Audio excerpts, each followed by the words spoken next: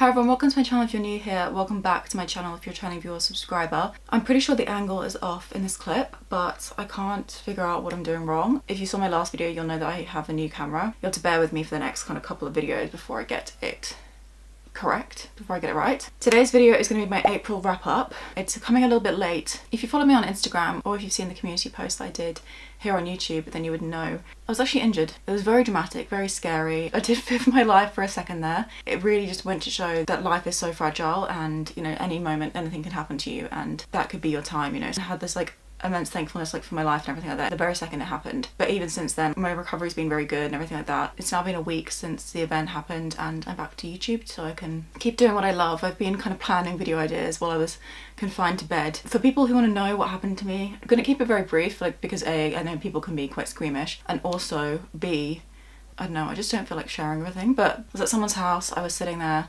reading my book, having a chill time, having a gin and tonic, like good vibes, and then this big kind of cupboard door block of wood sailed through the air and landed like smack bang in the middle of my head. So after 4.5 hours in A&E, I was glued up, but I've got a very kind of gross looking injury on the centre of my head that I'm not going to share with you, and I'm going to hopefully not be bending down too much and like showing off. Yes, I have several books here to mention in today's wrap up. I've got 5 of them here, I've got 1 ebook, so I read 6 books in total, but actually one of them was a DNF, so I guess technically 5, but 6 books to talk to you about today. And without further ado, let's just get on to the video. So the first book that I picked up was Station 11 by Emily St. John Mandel. I did a TBR picks my reads for the month of April. This was one of the picks. This was for a dystopian book set in Toronto in Canada. We're following a man. While he's on stage, he drops dead. And then suddenly, very, very quickly, a pandemic rolls in. Things get very, very scary. But unlike the COVID pandemic, things go like so much worse and it wipes out the majority of the population. And then you're following this kind of like travelling theatre group who performs Shakespeare in settlements since the pandemic. This was actually a gift from my friend Anna and I was very, very upset to have to DNF it, but the reason why I did is because apparently I've not recovered enough from 2020's COVID pandemic to be reading about a pandemic. I found this so anxiety inducing. I got several chapters in and I was having like quite a good time. Like the writing in this is great. I really like the characters. I think it's a very kind of well constructed book. This is definitely a genre kind of outside of my comfort zone, but I was very much enjoying my time with it right up until the pandemic started rolling in and people were like going and getting their supplies. Chaos was like ensuing and I was just like anxious. I think I was just anxious anyways, and then it was made worse by reading this book and also by a conversation my mum and I had just had a couple of days prior where she'd been talking about the fact that they predict like another pandemic is going to come in the next few years. Like obviously you would hope that we'd have a bit better than we did COVID, but just hearing about that whole thing and then reading about this one, which is like COVID but so much worse. I'm not sure whether I'm ever going to get back to this book. I know that this is a favourite for a lot of people and like I said, I really liked the writing. I thought it was a really, really good book, but I just couldn't handle the subject matter and I'd rather not put myself in a ridiculously anxious state. You know, there's things to be anxious about anyways in the world. Next up, I read a book that I truly, truly loved and that was Crown of Midnight by Sarah J Maas. It's the second book in the Throne of Glass series. I read the first book in March and I read the second book in April. I'm also hoping to pick up the third book some point in May, towards the end of it I'm thinking, but we'll see. I'm buddy reading this series with Lucy, whose channel I have linked down below of course. I'm really, really enjoying our buddy read and it was really fun with this one actually because while we agreed on a lot of things, we also had quite conflicting views on some of the kind of pacing and plotting of the novel, which was actually really fun to kind of discuss. And also Lucy's read far more of this series than I have. This was actually my first read of Crown of Midnight. I can't really tell you what happens in this one because it will spoil the events of the first book, but the first book follows Selena Sardothian. She is an assassin. She takes place in a competition to become the king's assassin, the king's like personal assassin, not the person to kill the king, but the person who will work for the king and do all his dirty work. We follow the results of the competition. Spoiler alert, Selena lives and we see her kind of like doing her thing. A lot more happens with the kind of like overarching plot, which is kind of starting to be established throughout the whole series. I really enjoyed all of that. I feel like this could be a bit of a filler book because it's the second book in a long series. As you can see, I tabbed a lot of things in here. I had so much fun annotating this book and kind of almost studying it. I don't know. I think I slightly preferred this book over Throne of Glass. I think I'm a little bit over competition-based fantasies. I've been reading a lot of them at the moment, and I think I'm just like a bit burnt out from them. So reading something that was completely different but also contained the characters that I'd love, I really enjoyed this. This book is really great at furthering the plot, really establishing what it's going to be. But I think there's also still quite a focus on the relationships. The first book has a love triangle. That love triangle goes in like different directions, and I really enjoyed that kind of element of it. We also find out a bunch about Selena's past. I don't know, I just really enjoyed this experience. I think this is a great series, and this book's kind of really giving me hope that I'm going to enjoy the rest of the books as well. I was definitely kind of surprised by how much spice there was in it. It's pretty much all fade to black, but it's got that kind of like honeymoon phase of like two characters really into each other and they can't keep their hands off each other. It's got that kind of vibe, which I was kind of surprised given that this is YA. I thought that the spice in this series didn't kind of really get going until the final books. That was just kind of a surprise to me. It didn't put me off, I just like wasn't expecting it basically. I was slightly spoiled to the point where, you know, someone was discussing something, worried about a character, my brain jumped to the conclusion, and the conclusion it jumped to was actually correct. I didn't really mind that though. I didn't mind being a little bit spoiled. It meant that I didn't, you know, cry at various events or whatever, but I was still kind of emotionally invested in the characters and in the plot and everything like that. I did find that once I finished this book I was kind of in a little bit of a slump. I think it was A, because it was really good, and B, because I just felt really burnt out by fantasy. I've been reading a lot at the moment, and I also read books 1 and 2 in this series kind of close together. You know, I had like a week or two in between, which seems like a lot, but usually I'm terrible at reading series, finishing series and getting through series. Reading these books almost back to back, I just felt like very kind of dogged down in fantasy, and I'm glad that Lucy and I decided to kind of postpone picking up book 3, and I also think it will be easier to distinguish the books in this series from each other if I read them with a little bit of a gap in between each one. So yeah, that was kind of midnight. Really great time. I really recommend this series if you have not read it already, although I'm probably the last person in the world who hasn't, because I know everybody is a big fan of this.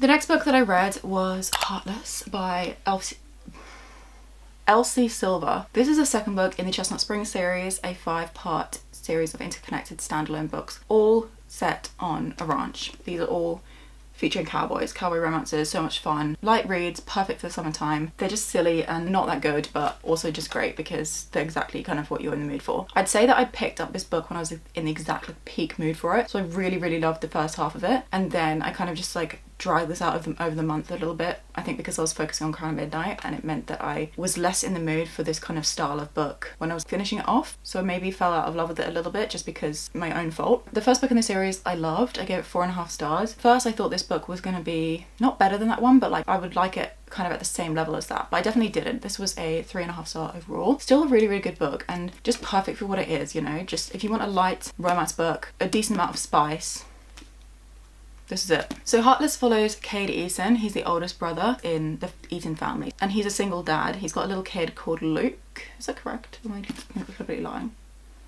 Yeah, Luke. And this is definitely an age gap romance. FMC Willa is 25 years old and Cade is 38. So that is kind of something that comes into play. But Willa is reluctantly hired by Cade to become the nanny of his son Luke. I thought that I would not love Luke in this just because kids in books can be quite poorly written, but actually at the time of writing this, Elsie Silver had a 5-year-old, which is the age that Luke is. So she was able to write his character like an actual little boy. He had some really funny lines, but he was very sweet, and I loved seeing the dynamic between him and Willa. What I will say is that I'm really surprised that Cade let Willa say some of the things that she did around Luke. She has very inappropriate language. Cade's like a little bit like, oh, Willa, don't say that. If I was that kid's father, I think I would be like, Willa, like, you're low-key gonna be fired if you keep talking like that around my kid. I really liked Cade. I really liked the fact that he was older. I think that was kind of refreshing because he was more focused on, you know, he'd kind of not sorted his life out. His life was a bit of a mess, but like he was more sure of himself, I felt, and I really liked seeing that. And I also think I liked the idea of an age gap romance. But yeah, I really like Cade, minus his dirty talk. His dirty talk in the spice scenes. That man had like a 180 personality shift and I didn't love it. So that was like my only complaint. I didn't love some of the spice in this, but like, you know, that's the same thing with the first book. And like these books are just in general a bit too spicy for me. But I think it's also really easy to kind of skim over those. And there were some really cute scenes. Like they have a hot tub scene in this. So yeah, I came out of this book going between a 3.5 and a 4-star rating. In the end, went for a 3.5 just because I wasn't completely convinced of my 4-star. And actually, I'm really glad that I did that because looking back on this book, I haven't once thought about it since, which is not a good sign. But I also think, you know, that's alright for these books. If the rest of the series kind of sit around this 2.5, then I'm really happy to keep on reading them. Okay, everybody. There's always one book per month that I really dislike. Sadly, I've kind of set a little bit of a pattern for myself over the past few months.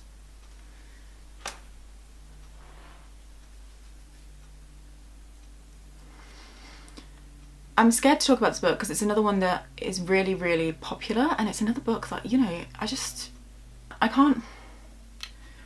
I have a really big problem with reading books that are really hyped up that people really love, and then I personally just think, like, what the actual heck, like, how do people like this? I also do love the fact that people love this book because I wish that were me, and that is Love in Other Words by Christina Lauren. I know, I can hear the shocked gasps from over here. This is a contemporary romance book. After the recent death of her mother, Macy's father purchases a holiday home out in the countryside. There are these next door neighbours at the holiday home. This big family with lots of kids and two really lovely parents, and one of the kids in the household is Elliot. So this friendship forms between Elliot and Macy. They bond over their shared love for books and writing and words and everything like that. So one half of this book is that timeline, becoming friends and then eventually kind of falling in love. And then in the future time, or the present timeline, we're following Macy and Elliot as adults when they run into each other like 15 years later or something like that, after not having spoken to each other for a very, very long time. And you see them kind of like getting to know each other again and also falling in love with each other. But throughout the whole book, you're trying to figure out what happened in the past in order to make these two characters kind of fall out of touch with each other, sever their communication and never want to speak to each other again. I really like the premise of this. I like that idea. I actually read a book called Every Summer After by Collie Fortune, which is meant to be a rip-off of this book. That one I really love. I actually give it 4 stars. I prefer that so much over this book. I really like Christina Lauren's writing style. This is my first one of their books. But Every Summer After has the same kind of idea of these two characters who were friends when they were little.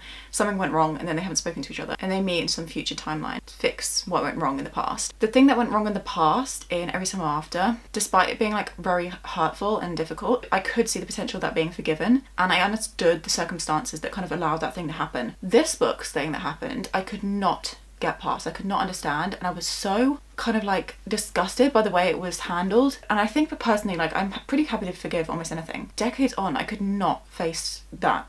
I think that this was just so unacceptable and out of line.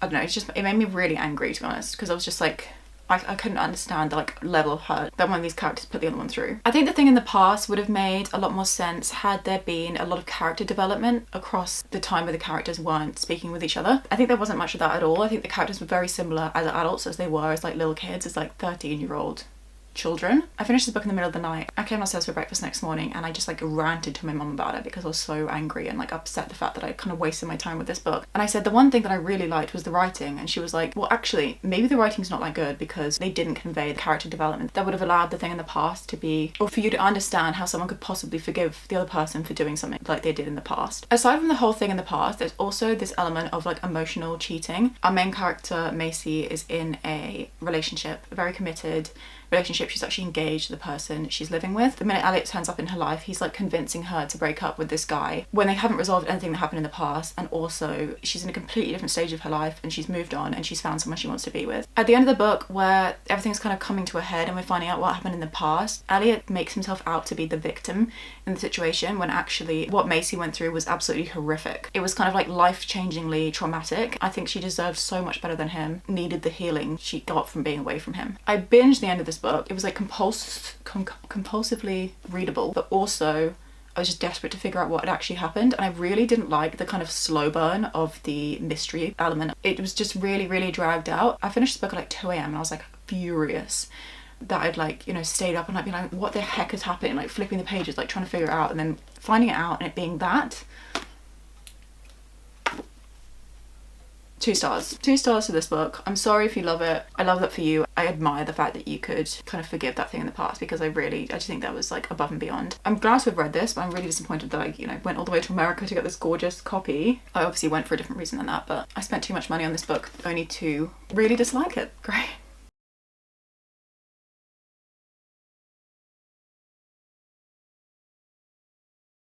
Okay, moving on to another book. This book is so just chill compared to that. We have Belladonna by Adelyn Grace. In this book, we are following Signa, And Signa all her life has been able to see spirits, people who have died and then been kind of tethered to the earth for some reason or another. And combined with this, she's also able to see death. Whenever someone is dying, death turns up and comes to collect their spirit, I guess. Death follows Signa wherever she goes, literally and kind of figuratively. And it means that Signa, as an orphan, has had a string of guardians who've all died various ways and circumstances. After one of her guardians dies, Signa is very surprised to find out that she's actually being adopted straight away by this family who are very, very wealthy. They're the Hawthorne family. They live in a big country house. Signa wants to start this new kind of chapter in her life by protecting these people and making sure that they too don't die. Except when she gets there, things are going wrong immediately. This kind of mystery plot line begins because Signa believes that the character who is currently dying is being poisoned over time with the belladonna berry, hence the title, and she does everything she can to try and figure out who the murderer is and to also save the person who is currently on death's door. I thought this was a really imaginative, well-written book. I liked the concept, but I also just kind of couldn't wrap my head around it completely. There's this passage at the beginning of the book. Signa keeps taking belladonna berries in order to meet with death, but death showing up then means that death has to take away someone. He always ends up taking away one of Signa's guardians. And there's this bit where Signa is complaining to death. She's like, why do you always have to be here? Why do you not leave me alone? And I'm just like, bestie, you're literally unaliving yourself to meet with this person, and therefore he's having to take one of your people away. I didn't really understand that kind of concept. I really like the atmosphere. I really like the setting. It's a perfect kind of gothic book. We're set in the past. I'm not sure when, but Signa's definitely kind of following this guide to ladies' etiquette and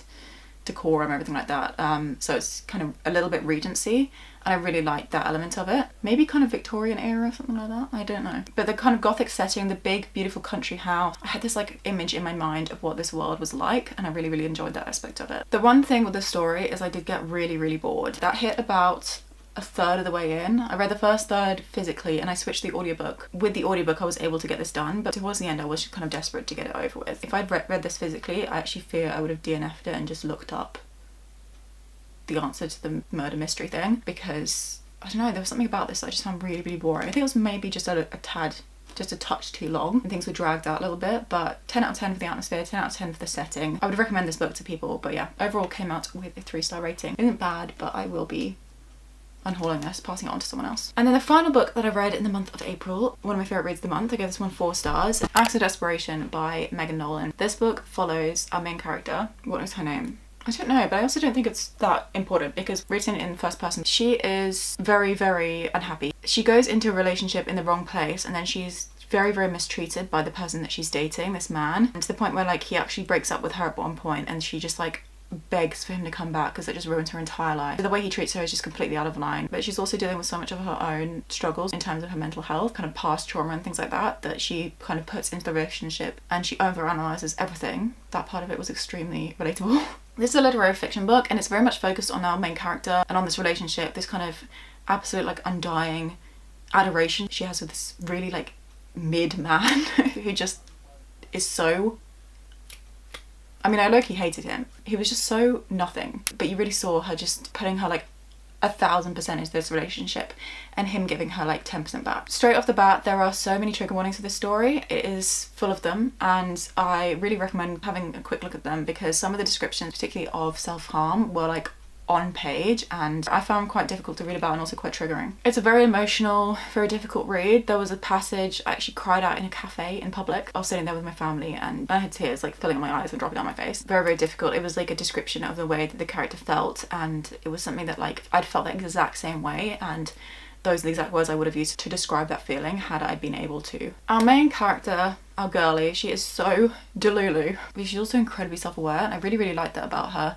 I also am someone who's very, very self-aware, almost like painfully so, and so you definitely got her reacting in a way and then kind of decoding why she's reacted in that way, then recognizing that thing as being not a good way of responding to something but also being unable to do that at the same time because it's just like a natural response. It's like a coping mechanism to whatever she's facing. This book never gave me those 5-star feels, which I was a little bit surprised by. It was really, really readable and I always wanted to pick it up, which I think is the reason why I was particularly almost like unsettled by the fact I didn't get 5-star feels. It felt like a little bit like a 3.75, that kind of vibe. I can't explain why. In so many ways it was so good and also exactly what I needed at that time. I really loved going back to a genre that I typically get on with really well and I'm really grateful to my past self for deciding to do that. I don't know what I was listening to or was what I was watching, but I saw something that included this verse these like few verses, this passage from the Bible, and I had this urge to pick up the book, and then I read the book and the opening was like the exact same passage. I thought that was really spooky. I was just kind of in the mood for this, and then something like that was kind of presented to me. I was a little bit concerned about how the ending would go, because the books ended like while this character was still alive. I was worried about how that would happen, whether she'd like break up with this man for good, or whether he'd break up with her, or whether something would happen to her in like a worse way or a better way. I didn't want it to be some like dramatic renewal, because I knew how like absolutely kind of bogged down she was by this presence in her life, which was this man. But the ending was absolute perfection. And I did in the end settle on a 4, because I was just like, this ending could not have been better. It was so beautiful and like tender and touching, but also exactly what the character needed. But also kept it really open-ended and wasn't unrealistic with the fact that she was still living and she was still like a young person and she had so much more life to live. This book is definitely not for everybody, but this genre is my kind of kryptonite, and I'm nothing if not a cliche because I lapped it up. I just really, really loved it. It is definitely for, you know, fans of Sally Rooney, Nisha Dole and that kind of vibe, and it is another book set in Dublin. Surprise, surprise. So yeah, that's it. Those are all the books that I read in the month of April. Quite a mixed reading month, as you will have seen. I'm about to drop all these books. Some of them I wouldn't have picked up had the